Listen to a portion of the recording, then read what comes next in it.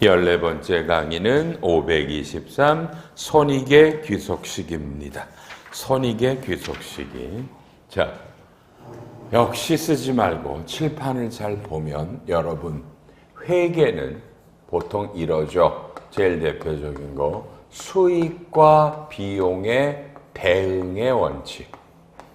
수익, 비용, 대응의 원칙 and 보통 발생주의. 이런 게 끌고 가고요. 우리나라 여러분 우리나라 법인세법은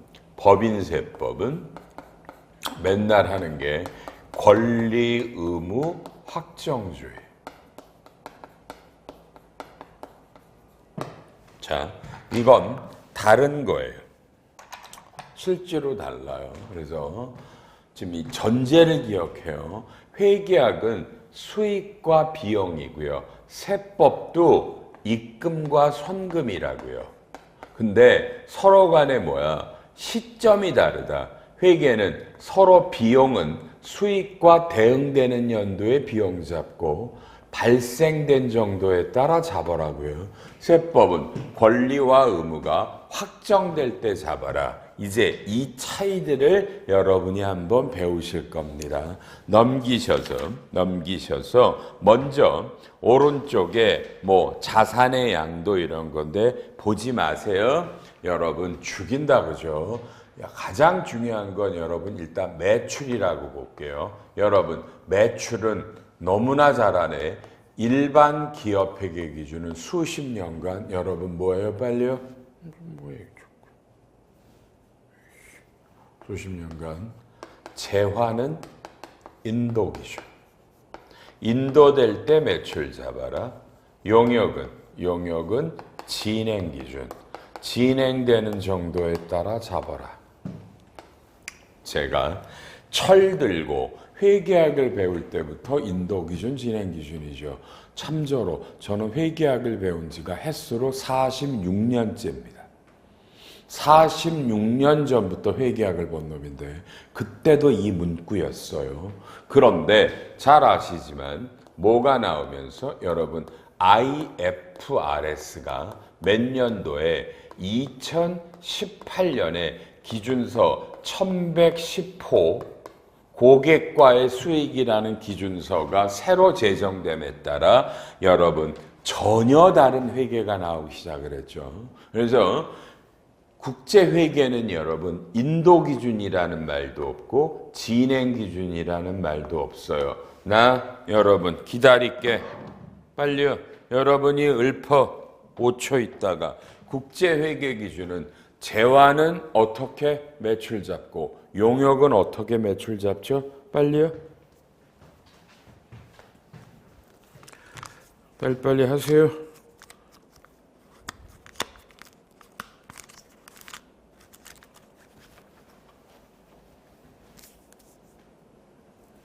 질문에 빨리빨리 대답하세요.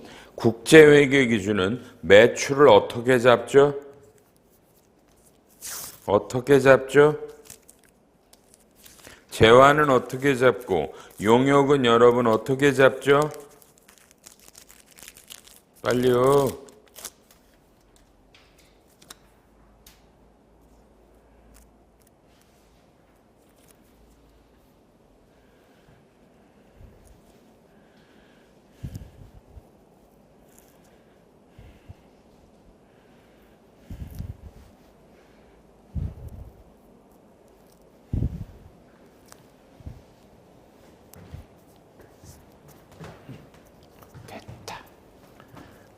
됐다. 자, 7판. 제가 처음부터 그랬는데 혹시 여러분 제가 질문하는 거에 몇 가지를 맞추고 있죠 지금? 다 맞추고 있나요? 하나도 모르겠나요? 결론은 회계학입니다. 회계학이 되기 전에 여러분은 법인세 세무조정을 잘 하실 수 없습니다. 전문가 되실 수 없고요. 회계학을 안 하고 세법을 한다. 꿈 깨시고요. 저랑 장난하십니까? 회계학을 잘 안 되는데 세법 전문가가 있다고요? 꿈 깨세요. 그런 사람 없어요. 모르겠다. 양도상속증여는 할 수 있을지 모르겠네. 회계학을 공부하세요. 저한테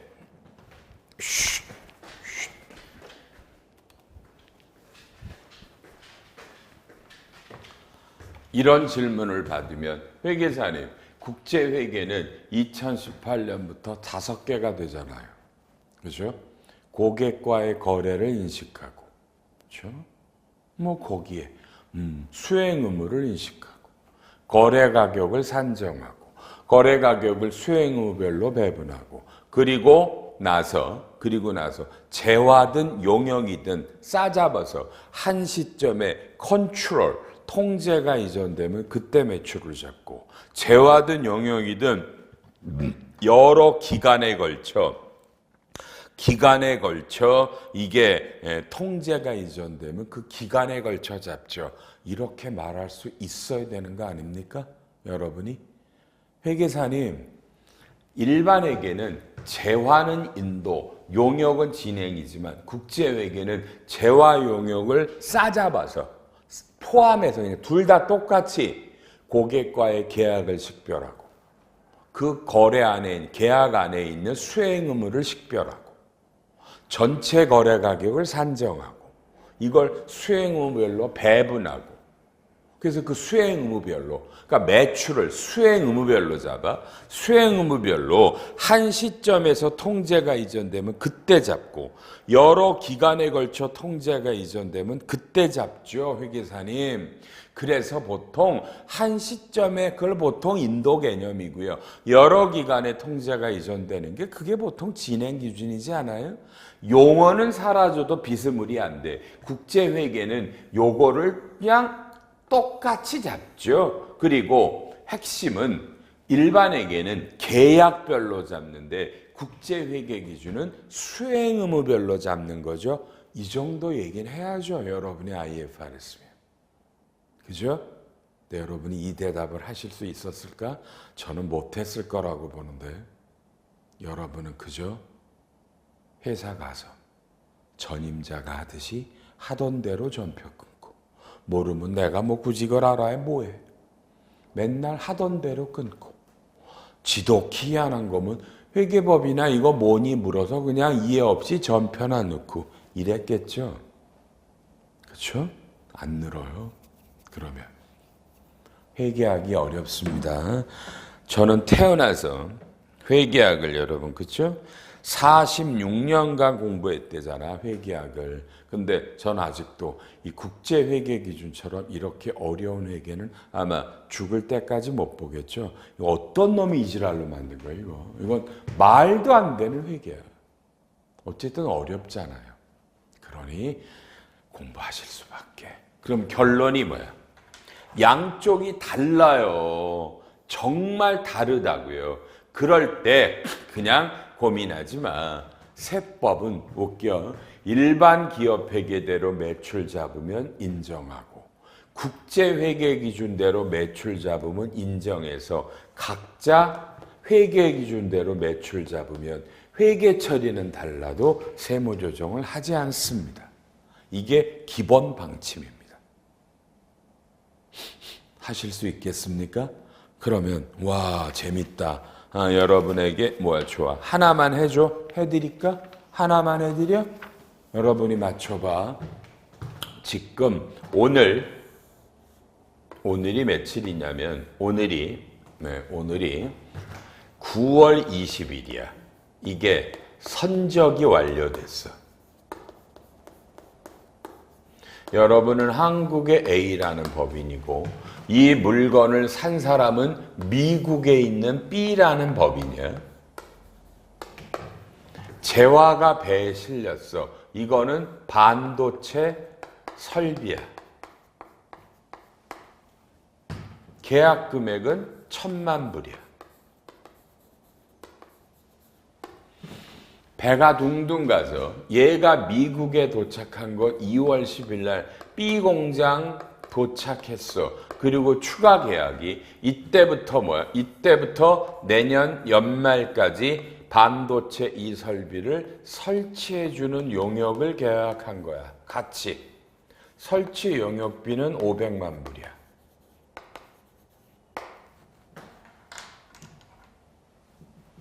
그냥 이 A라는 법인 이런 거에 가장 대표적으로 말하면 그죠? LG 디스플레이 이런 회사야. 다 같이 대답. LG 디스플레이는 이 반도체 설비를 1,000만 불을 받고 팔기로 했는데 여러분 이 1,000만 불은 선적한 날 매출 잡아 내년에 미국 공장에 도착한 날 매출 잡아 온갖 머리를 동원해서 대답한다. 여러분은 명예를 걸고 시작. 이날이야 이날이.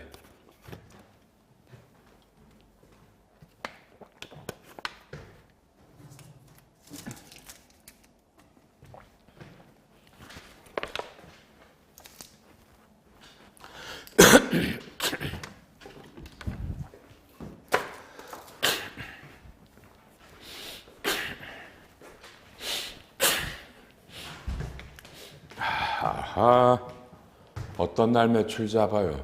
역시 몰라? 여러분은 LG 디스플레이가 아니야? 반도체 설비를 수출하는 회사가 아니니까, 그지? 몰라? 그럴 수도 있어. 그럴 수도 있다고. 그럼 다시, 여러분은 여러분 회사에 있는 회계만 알아? 그래서 여러분이 쭉 올라가서 팀장 잡고, CFO 잡고, 관리 담당, 총괄, 부사장 되겠어? CFO, CEO 도전할 수 있나? 생각해보고. 수십 년간 여러분은 보통 수출은 선적일 날 잡지만 국제회계기준 1115는 이거는 설치가 들어가니까 여러분 이거는 아까 말했어. 통제가 이전되는 시점은 미국 공장에 도착한 날이야. 그래서 이날이 아니라 이날 매출로 잡고 1,000만 불은 요 놈은 진행으로 500만 불을 잡는 거야. 근데 여러분이 일반 회계 기준이면 여러분 이거는 선적일 날 매출 잡아. 보통 수출 선적일 날 잡으라고 그러잖아. 맞아? 똑같은 거는데 일반과 국제회계에 따라 달라. 그러니 세법이 고민했을 거 아니야. 이건 일반 회계는 이날 잡았고 국제회계는 이날 잡으면 어떤 한쪽을 손을 들면 뭐야? 다른 한쪽이 너무 실망스럽잖아. 그지?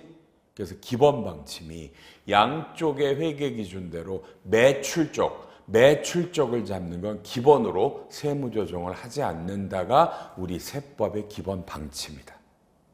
알았나 여러분? 결론. 여러분이 IFRS를 집중 공부하지 않는 한 여러분은 IFRS의 법인세는 이해하실 수 없습니다. 이 수업 100날 들어봐. 여러분이 법인세 하나. 회계학 수업을 들으세요. 회계학 수업을. 아주 무서운 거야. 이런 것들이 있습니다. 그래서 기본적으로 뭐다? 매출과 관련되는 거는 세무조정이 없다라는 겁니다. 양쪽 회계가. 알았다고 치고 넘어가 그냥 그러면. 그래서 별거 없어. 그 다음에 529페이지가 이제 진행 기준이야. 진행 기준은 여러분 두 가지만 배워야 되겠네. 두 가지만. 여러분 칠판 이런 거. 자, 첫째 여러분이 빌라를 분양해. 빌라를 분양해. 그러니까 빌라는 보통 19세대야. 그러니까 19세대인데 여러분 한 세대가 50억이야. 분양가가. 그러니까 여러분은 이걸 분양하는 회사를 우리는 시행사라고 불러. 대답 잘해 여러분. 2024년 자, 4월 10일 날 어떤 사람과 자, 빌라를 계약했어. 여러분 빨리요. 이 빌라는 2027년 연말까지 입주할 거야. 대답. 이 빌라는 여러분 50억을 분양했으면 이 기간 동안 진행 기준으로 매출을 잡는 거야? 아니면 마지막 잔금 받고 키 넘겨줄 때 매출 잡는 거야? 5초. 5초. 자, 어떨 때 잡아? 이 빌라를 분양하는 시행사 입장에서는요. 이거를 진행으로 잡아. 맨 마지막에 잔금 받고 키 넘겨줄 때 매출이야. 빨리빨리요. 뭐야? 또 여러분은 진행으로 매출 잡질 않아? 그래서 몰라? 일반 기업 회계 기준은 무조건 진행 기준으로 잡아. 근데 국제 회계 기준은 이거는 지급 청구권이 없기 때문에 IFRS는 마지막에 잔금 받으면서 돈 마지막 키 넘겨줄 때 이때 매출을 일시에 잡아. 여러분 전혀 다르지? 전혀 다르지? 그래서 회계가 다르지만 세법은 당신은 일반 회계야? 그러면 진행으로 잡아. 당신은 국제 회계야? 마지막에 인도로 잡았어? 그럼 이것도 인정해 줄게. 세무조정 없어요. 이해했으면 좋겠고. 오케이. 다만 가끔 차이가 나는 게 있어. 여러분 봐. 여러분 일로 와 빨리요. 여러분이 좋아. 뭘 하나 진행으로 만들어 준대. 진행 기준이야. 여러분 봐. 계약이 100억이야. 근데 이 진행은 그냥 기본으로 뭐야? 초반에 원재료가 초반에 투자돼. 여러분 아셨어? 원재료가 초반에 투자돼. 근데 그 원재료는 처음에 40억 정도가 투자돼. 그럼 이게 뭐야? 헷갈리네 여러분. 그지? 헷갈리네. 얘는 봐. 추정 원가는 여러분 70억이야. 70억이야. 그런데 봐. 올해 여러분 봐. 그러니까 요건데 참. 그러니까 이게 뭐야?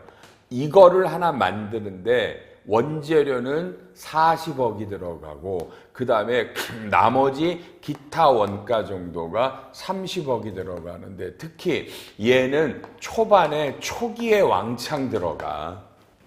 근데 자, 올해 투입이 40억이 들어갔어.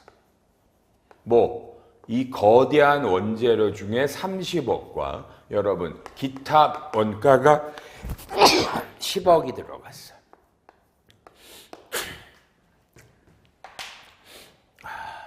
여러분 이거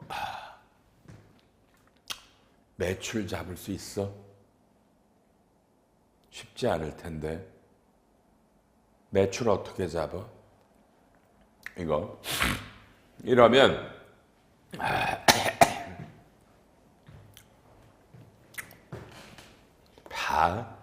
계약은 100억이지만 이 거대한 원재료가 초반에 들어간다라는 40억을 뺀 60억을 놓고 원재료를 뺀 거면 뭐야? 토탈 다른 비용이 30억이고 올해 10억이 들어갔지. 그래서 원재료를 뺀 금액의 60억에 추정 원가는 30인데 올해 10개가 들어갔어. 그리고 올해 원재료가 투입된 게 얼마야? 30개 들어갔어? 30개. 이게 매출액이야.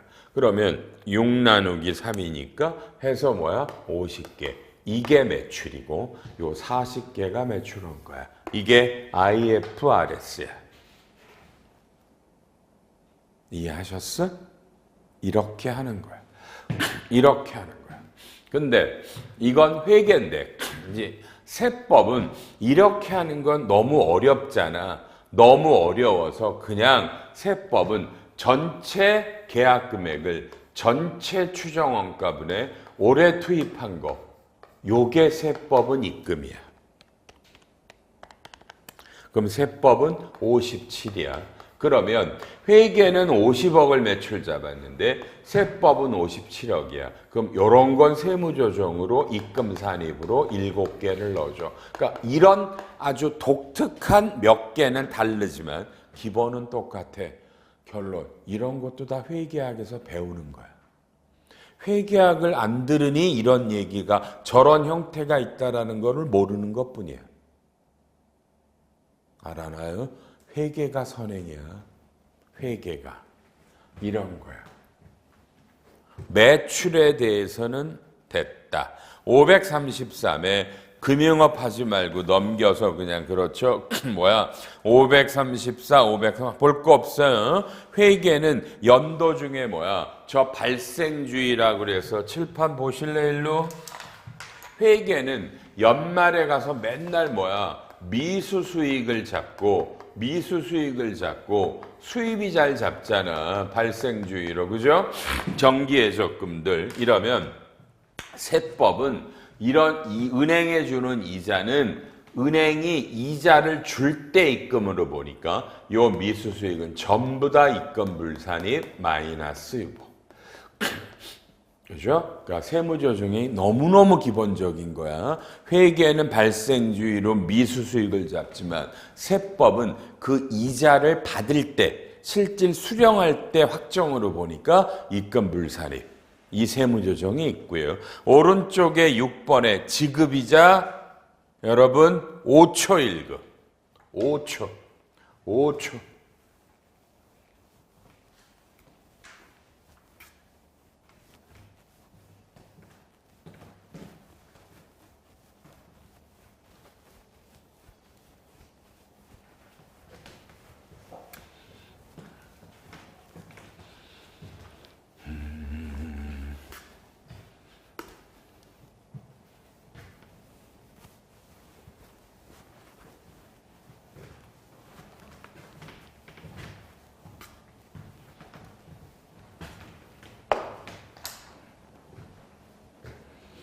재밌죠?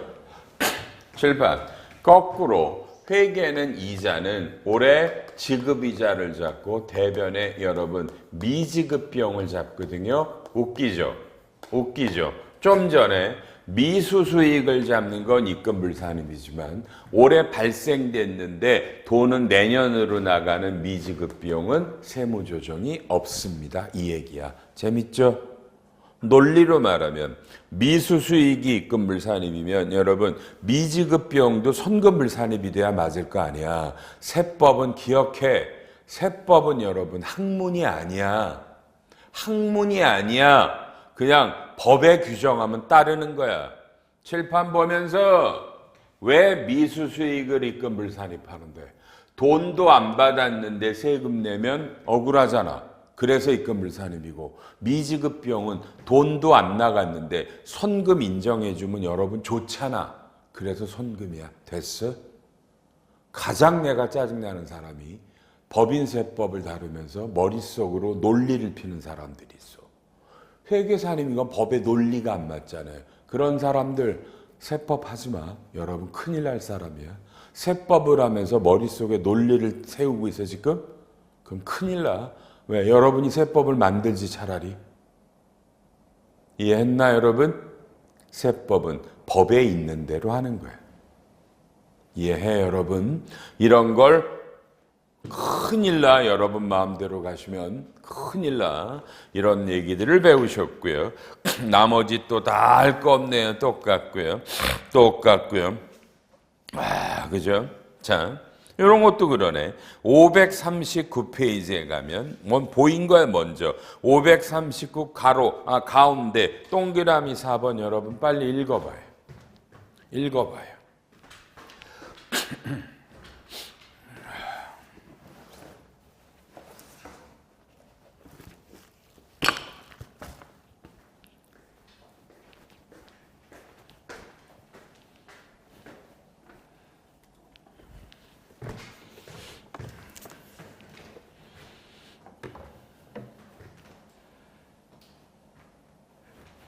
자, 봐요. 자, 칠판. 여러분, 내가 인테리어 회사야. 여러분이 인테리어를 공사한대. 나한테 와서 PT를 하래. 설명하잖아. 우리 같으면 이렇게 할래요라고 하잖아. 그지? 근데 큰 공사거든. PT를 준비하는데 제가 3천만 원이 들어갔어. 다 같이 3천만 원이 들어갔는데 빨리 이게 여러분한테 통과돼서 내가 계약을 딸 수도 있고 못 딸 수도 있잖아. 그럼 만약에 못 따면 3천만 원이 비용이라는 건 당연하잖아. 그지? 근데 땄어. 그럼 회계는 어떻게 하게 돼 있어? 이렇게 하게 돼 있잖아. 회계는 내가 3천만 땄지? 그럼 이건 자산으로 잡아. 자산으로 잡아서 공사 기간 동안 비용화해. 에? 이해돼? 그지? 근데 국제회계 기준은 봐. 내가 3천만 원이 들어가서 PT를 했어. 봐. 이걸 내가 계약을 따든 실패하든 이 3천만 원은 이미 발생한 돈이지. 그래서 국제회계는 이 3천은 그냥 전액 다 일시비용이야. 일반회계는 성공했으면 나누어서 비용 잡고 일시비용이지 IFRS는. 근데 세법이 뭐라 그래? 에라 모르겠다야. 모두 세법상 적법한 거라고 돼 있지. 니네 회계 기준에 따라 회계하면 세무조정 안 하겠다. 이해했어? 오케이? 그런 거야. 죽인다. 왼쪽 3번 읽어, 여러분. 왼쪽 3번 소송비용 읽어. 왼쪽에 4번도 읽어. 아하.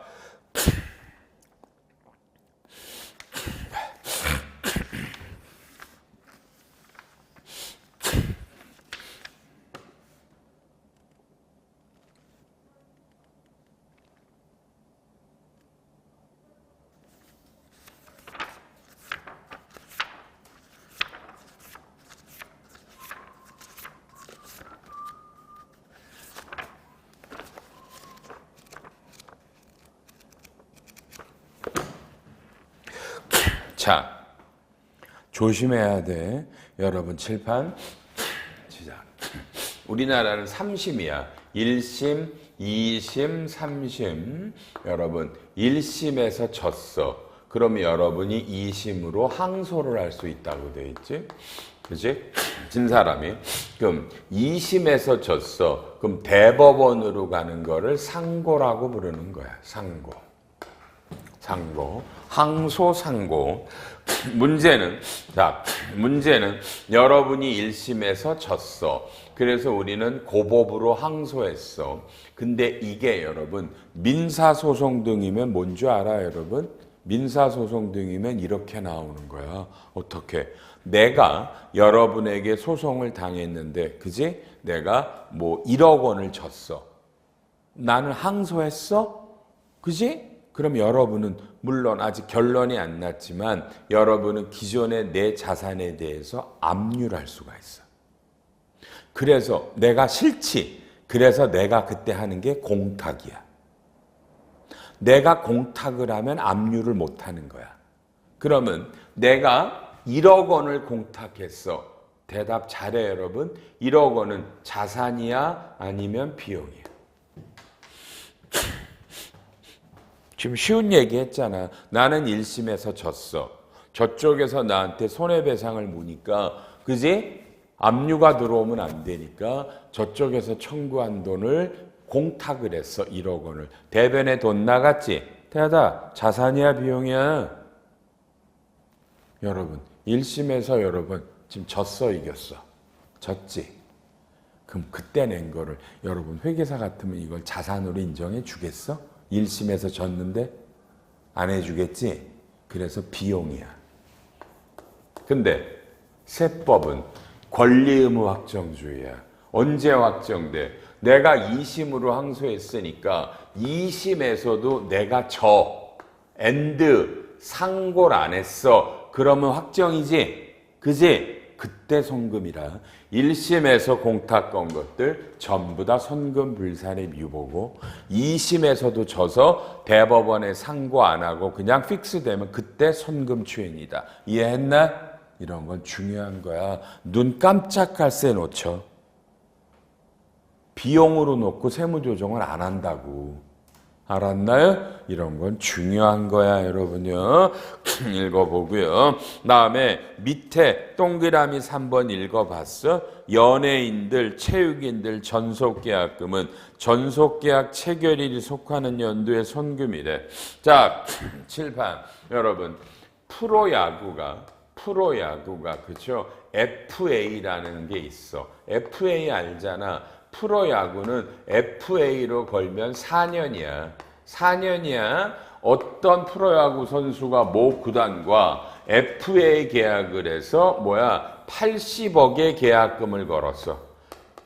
받았어. 그러면 여러분 회계약은 이 80억이 당연히 무형자산의 전속계약금. 1년에 20억씩 생각할 거 아니야. 맞지? 근데 세법 봤어? 칠판. 세법은 전액 송금이야. 회계는 1년에 20억만이지 나머지 세무조정으로 60억을 선금하고 마이너스 이거 이해해? 왜 이런 건데? 권리의무 확정주의니까. 이 말은 연예인이나 프로 선수들이나 전속계약금을 받으면 그 다음에는 이 사람이 뭘 잘못하지 않으면 이 계약금을 돌려줄 의무가 없거든. 그래서 세법은 일시송금이야. 전혀 다르네. 이런 게 손익의 규속식이라는 차이다, 여러분. 이해했고, 여러분 오른쪽에 할인 카드 잡는다. 넘기면 나오네. 그렇지, 여러분. 이게 여러분 540에 이게 마일리지 포인트라는 거야. 마일리지 포인트야. 마일리지 포인트. 그죠? 그래서 자, 되게 재밌네. 손익 규속식이 하니까. 칠판 보면서 나는 커피숍 하는 회사야. 여러분에게 커피 한 잔은 매출이 5,000원이야. 얘는 원가는 2,000원인데 나는 여러분이 커피 한 잔 사면 쿠폰 하나 줄 거야. 쿠폰 하나 줄 거야. 여러분은 이 쿠폰 10장 가지고 오면 나는 한 잔 무료로 줄 거야. 이게 마일리지 포인트야. 칠판 봐, 여러분. 12월 31일까지 여러분에게 내가 이 쿠폰을 준 건 14장을 줬어. 근데 다 같이 대답. 여러분, 나한테 이 쿠폰을 받은 사람들이 빨리 전부 다 행사하진 않을 거지. 그래서 여기다가 확률을 개입해. 몇 프로는 이걸 행사할 거야. 그랬더니 10장이 행사될 거라고 추정이 된 거야. 그러면 커피는 한 잔을 무료로 줘. 그래서 이거는 일반회계 기준은 연말에 이런 게 바로 마일리지 포인트 충당 부채 전입액. 원가로 2,000원. 자, 충당 부채 2,000원. 내년에 한 잔을 청구하면 내년에는 충당 부채 죽이고 돈이 나가. 근데 국제회계 기준은 전혀 달라. 이게 여러분이 행사할 10장의 판가가 5,000원이면 요 페어밸류를 만큼 국제회계는 연말에 이놈을 매출을 죽여. 연도 중에 매출을 죽이고 5,000원을 이놈을 계약부채라고 잡아. 그래서 이 계약부채라는 개정 과목은 일반 회계 기준에는 없어. 국제회계 기준에만 있는 계정인데 부채인데 국제회계 기준을 하는 회사 중에 계약부채가 없으면 그건 이상한 회사다. 거의 다 있다. 이게 계약부채야. 그럼 내년에는 계약부채를 죽이고 내년에 매출을 잡고 원가는 매출 원가로 잡고 내년에 돈 나가. 그러면 손익을 먼저 보면 일반회계 기준은 2,000원만큼이 전체로 비용 들어갔는데 회계학은 이때 그죠? 이때 매출을 5,000원을 죽였지만 내년에는 매출 원가 이익 차이를 3,000원만큼 매출 이익을 잡아서 넷으로 가면 국제회계도 2천인데 손익은 달라진다. 그지? 세법은 고객이 이걸 청구했을 때 손금이라 일반회계는 손금불산입이고 국제회계 기준은 매출 죽였으니까 입금에 이런 세무조정이 붙어. 이게 마일리지 포인트라고 하는 거예요. 알았고 그 다음에 어저께 했는데 기억나시나? 제가 오늘은 어저께 한 것 같은데 오늘은 몰라 씨. 어쨌든 이거 했잖아. 뭐 불이 났다. 그래서 재해 손실을 잡았다. 내년에 보험금이 나오면 보험금만큼을 내년엔 수익 잡고 올해 손해 본 건 올해 비용이다. 근데 세법은 넷띵. 보험금이 확정되는 연도에 넷띵하기 때문에 올해 불 났다. 재해 손실 잡았다. 손금불산임. 내년에 보험 나왔다. 그때 손금산임. 이런 게 세무조정이고. 했죠 아까? 이런 것들입니다. 이런 것들이 다 못해드려도 이해합니다. 이런 것들. 다시 542페이지 20번 그래도 다시 한번 읽고 그렇죠? 좀 전에도 했지만 프로 선수들하고 전속계약금이면 전액송금이라고 그랬어요. 알았나요? 연예인들도 그래요. 회계학은 이게 전속계약금이라는 무형자산으로 생각해요. 알았죠? 칠판 보면서. 이런 게 뭐라고요? 손익의 규속시기 차이. 회계는 수익비용이고 세법도 익송금인데 서로 간의 시점이 다르다. 그리고 여기에 소득처분이 유보잖아. 이 유보를 갖고 이연법인세를 했고요. 그렇죠? 다시 여러분 진심이야? 이렇게 수업 듣고 설마 이연법인세 못하시면 여러분 배신이다. 그지? 이연법인세 못하면 배신이야. 그러니 하시고요. 자, 힘들어. 문득 질문. 여러분 한번 생각해봐. 지금이 14번째 강의인데 과연 이 IFRS 결산과 세무조정 강의를 1강부터 들으시는 분이 지금 14강까지 그지? 몇 명이나 끝까지 듣고 있을까? 도중에 많이 그만뒀겠지, 그죠? 그만두다가 또 듣다가 또 그만두고 그래요. 버티시는 사람이 이깁니다. 알았습니까? 버티십시오. 이해 안 되면 넘기라 그랬어. 그냥 흘려 계속 들어요. 계속 들어야만 남습니다. 여러분요. 어렵습니다. 국제회계도 어려운데 세법도 붙으니까 더 어렵군요. 543 안 하죠? 이제까지 했잖아. 국제회계 기준이 뭐고죠? 근데 지금 책에 있는 것들은 일반 회계입니다. 일반 회계고요. 여러분은 눈으로 보여줘야 되겠지. 눈으로 보여드리면 어디 나와요? 쭉쭉쭉 가고요. 다음에 이거다? 지금 날렸지? 또 없어서 그래. 어쨌든 요런 거 한번 보시고 서식 봐야 되겠죠? 572페이지. 자, 이 서식에서 16호입니다. 여러분, 동그라미 3번은 손익계산서의 매출액입니다. 4번과 5번은 손익계산서 매출액에 대한 세무조정인데 여러분 기억해요. 4번, 5번은 원칙적으로 없을 거라고 봅니다. 이해합니까? 아까 매출에 대해서는 세무조정을 안 띄울 거라 그랬죠. 그러면 6번, 그러면 그냥 동그라미 3번이 6번으로 오고요.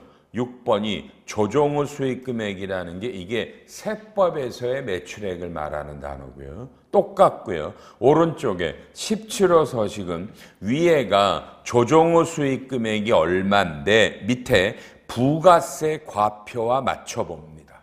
이해합니까? 세금계산서를 끄는 금액과 장부상의 매출액과를 비교해 보면 여러분 맞을 리가 없잖아. 간주 공급도 있고, 그죠? 뭐 유형자산 매각하는 것도 있고, 거래 시기 차이도 있고요. 특히 장려금 같은 것도 있고, 그렇죠? 이런 차이점을 이해해 줍니다.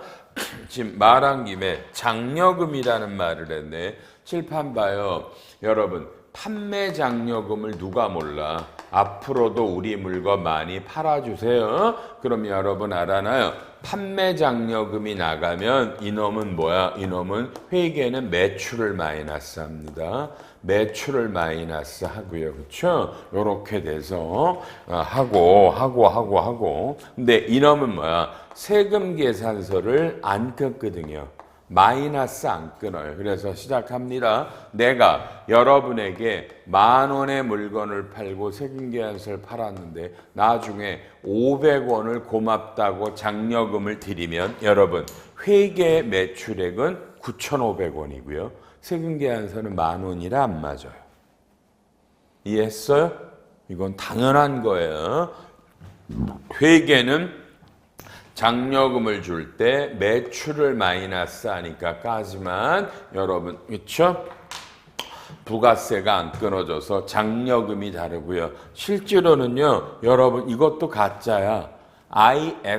IFRS는 처음에 물건을 팔 때 봐. 물건을 팔 때 차변이 외상 매출금이고 대변이 매출이잖아. 부가세 없다고 치면. 근데 내가 처음에 10,000원을 받았어. 근데 장려금을 줘야 되는 약정이 있어. 그러면 처음부터 매출을 잡을 때부터 뭐죠? 장려금을 추정해요. 그래서 한 300원이야? 그러면 9,700원만 잡고 장려금을 300을 처음부터 이런 것들도 계약부채로 잡아요. 그러니까 이 계약부채라는 개정 과목은 여러 군데서 쓰는 용어야. 그러니까 IFRS인데 계약부채가 없으면 오라? 이상한데? 그냥 아무 데나 갖다 쓰면 돼. 내가 맨날 그러잖아. 오른쪽 대변의 전표가 개정 과목이 마땅치 않으면 그냥 계약부채 갖다 써? 똑같아. 이런 거야. 그러니까 원래 다른 거야. 여러분요. 원래가. 그래서 실제로 이렇게 되면 뭐야? 그렇죠. 이렇게 되면 계약부채가 계약부채 300이고 근데 500원을 줬으면 그때 매출을 추가로 200원을 주기고 이래서 원래는 처음 잡을 때부터 그래서 이 계약부채는 전부 다 세무조정을 하는 거야. 입금산입으로. 알아놨다 그러고요. 어렵다. 끝. 어렵다. 여러분 끝. 여기가 손익귀속 시기 차이죠. 회계학을 열심히 공부하셔요라고 말씀을 드립니다. 말씀해 드립니다. 그렇죠?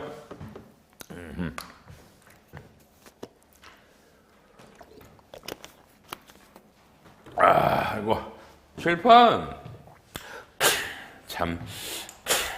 이항수 좋아. 좀 전에 점심 밥 먹은데 질문을 했네. 여러분이 말 좀 해줘. 질문이 이거야. 뭐 엄마가 있나? 엄마라고 그랬나 모르겠대. 엄마 집이 6억 8천이래 시세가. 본인이 있대. 딸인가 봐. 본인하고 사위 남편이지. 엄마가 와 좋다 그지? 이걸 증여해 주시겠대. 참 좋겠네 그지? 이걸 증여받으니까. 근데 이분 말고도 4명의 형제자매가 또 있대. 여러분 그럼 아마 야 이게 이분의 그지 거의 전 재산 같은데 이 따님한테만 이걸 주니까 다른 형제자매가 여러분 이거 가만히 있겠어 그지? 가만히 있으면 안 되지. 근데 또 본인 건데 어떡할 거야. 이게 뭐 돌아가시면 나중에 유류분 청구도 되는데 어쨌든 간에 그러니 미안하니까 본인이 이 4명에게 각자 5천만 원씩 2억 원을 주겠대. 5천만 원씩. 맞지 뭐. 6억 8천짜리 사면서 그지 2억 준 거잖아. 그럼 이럴 때 어떻게 해야 이 본인이 세금이 제일 쌀까? 양도로 할까, 뭐 증여로 할까 이런 거 참 재밌다, 그죠? 이런 것도 묻네. 이항수가 편한 거지, 여러분, 그지? 본인의 이런 것까지 묻는 거 보니까 이항수가 편안하나 봐. 다만 이런 건 좀 제가 뭐 좀 그렇다. 왜냐면 정확하게 뭐 사정을 좀 알아야 되는데 그냥 대뜸 뭐 이렇게 물면 내가 대답하기 쉽진 않잖아. 그지? 다만 여러분 생각에도 보통 그냥 얼핏 생각하는 게 맞겠지. 이걸 증여하면 여러분, 그죠? 증여하면 봐봐. 증여하면 이게 절반씩 증여한데 절반씩 증여하면 한 사람당 얼마야? 3억 4천이야? 3억 4천씩. 이게 증여죠. 3억 4천씩. 증여공제가 뭐 자식이면 5천만 원 이렇게 빼는 거 있고 때리면 꽤 나오잖아. 근데 우리 생각엔 이래도 괜찮겠지, 뭐 이래도 괜찮겠지, 그지? 뭐 문제는 요 6억 8천 금액이 얼마만큼 신뢰가 가냐, 이게 숫자가 달라지는 거야. 이게 뭘 6억 8천이라고 나한테 얘기했는지 모르겠어. 호가는 시가가 아니다, 여러분. 아파트 호가는 전혀 없어. 어쨌든 그러면 보통은 이렇게 하겠지, 뭐 매매로 가는 거야, 매매로. 왜? 이분은 1세대 1주택이니까 어차피 양도세 없어. 얼마에? 2억 원에 파는 거야. 엄마한테 2억 원을 주고 엄마가 자식들에게 5천씩 주는 거야. 5천만 원은 증여세가 없는 거 알잖아. 그래서 이 사람들은 가고, 그러면 이때 엄마는 문제가 있다 없다? 없어. 싸게 팔고 1세대 1주택이니까 엄마는 시가 6억 8천짜리를 2억 원에 팔아도 엄마는 어떠한 양도소득세도 없어요. 없어요. 그렇죠? 근데 이게 엄마가 1세대 1주택이 아니고 양도소득세를 내면 이분이 판 게 특수관계인이잖아. 자식이지? 이럴 때는 부당행위로 양도세가 시가로 잡혀. 근데 1세대 1주택이니까 문제가 안 되는 거예요. 그 대신에 이제 받는 분들은 공동 명의로 했을 거 아니야. 그러면 각자 1억 원을 산 거 아니야. 1억 원에. 그러면 빨리 얼마를 싸게 산 거야? 2억 4천을 싸게 샀잖아. 그럼 이제 상속세법에서는 여러분 요 3억 4천을 이게 그냥 믿을게 시가라고 그러면 실질은 엄마한테 3억 4천짜리를 1억 주고 사니까 2억 4천을 싸게 사니까 이게 증여에 해당하는 금액인데 우리가 이 시가의 시가의 30%는 증여세 할 때 빼줘요. 3억 4천에 30%면 얼마야? 1억 2백이네. 1억 2백은 빼. 그럼 얼마인데? 1억 3,800. 여러분, 요게 증여야. 그래서 증여세는 1억까지는 10%니까 1,000만 원에 3,800에는 20%니까 얼마야? 760이네. 760에서 한 분이 1억 7,060만 원. 증여세 신고하면 3% 세액공제 해줘. 3%면 얼마야? 3,760에 3%면 52만 8천. 그냥 그러면 1,700만 원. 한 분이 1,700만 원. 두 분이라면은요, 그렇죠? 3,400의 증여세가 나오는 거고요. 그렇죠? 나오는 거고요. 이렇게 되니까 이분들은 2억 원에다가 3,400이라는 증여세를 내고 됩니다. 물론 저 같으면 이거 증여세 자진신고 안 합니다. 알았나요? 난 안 해. 나중에 걸리면 그때 낼 거야. 왜요? 우리나라 공무원들 바빠. 이 조그만 금액 이런 거 별로 그렇게 안 걸릴 확률이 더 많아. 걸리면 재수없고. 저 같으면 안 낸다고? 걸리면 그때 내. 좀 가산세 내면 되니까. 이해하셨어? 요런 거야. 요런 것도 물어서 제가 속으로 이항수가 참 편한가 보다. 이런 것도 못 내. 이런 방법이 제일 난 거죠. 왜냐면 이걸 3억 4천을 증여로 가면 훨씬 많은 증여세가 나올 거 아니야. 그죠? 어차피 줘야 된다며. 그러니까 2억으로 매매를 해서 요렇게 주고 요건 없고 요런 식으로 엄마는 1세대 1주택이라 양도세가 없습니다. 요런 거 얘기 들으면서도 아이 참 부럽네. 그죠? 부러워요. 그쵸 여러분요? 부러워요. 여러분도 이렇게 부모한테 좀 뭐가 이미 받으셨어요? 아니면은 받을 게 있으세요? 그렇죠? 가끔 부러운 걸 저는 뭐 전혀 속상하진 않지만 저는 평생 그죠? 뭐 그냥 제가 지금 저희 아버님을 제가 뭐 한 40년간 뭐 생계를 유지하니까 뭐 근데 이런 거 받으시면 참 좋겠다 생각 들죠? 그래서 이런 것도 엄마 아빠가 여러분에게 주시는 거를 어떤 식으로 주는 게 좋을까요? 뭐 이런 것도 궁금하시면 언제든지 물어보세요. 제가 뭐 어려운 얘기는 아니야. 이거 알려드릴. 다만 저한테 분명히 이 얘기를 해야 돼. 이 6억 8천이 어디서 나온 숫자냐? 이게 진짜 시가냐? 이건 확정을 해야 됩니다. 이 금액에 따라 답이 많이 달라져요. 그러니까 이런 걸로도 물어보시면 되겠다. 알았죠? 재밌으시라고 한마디 해드렸고요. 다음 시간에 우린 이제 인건비, 제가 꽤 많이 중요하다고 보는 건데 인건비, 그 다음에 세금과 공과, 업무와 관련이 없는 비용, 지급이자 손금 물산이 여러분 오늘 접대비까지 끝날 겁니다. 알았나요? 남은 시간이고 내일 감가상각, 퇴충, 대손충당금, 일시상각 충당금, 합병, 분할, 부당행위, 오케이? 기부금 여기까지 해서 진도가 마감되고 뒤에 2월 결성금, 소득공제, 토지 등 양도소득법인세, 미환류소득, 세액공제 가면은 8시간의 추가 동영상으로 들어갑니다. 그래서 온라인 보시는 분은 32시간짜리 수업으로 들으시게 되겠네요. 쉬었다 합니다.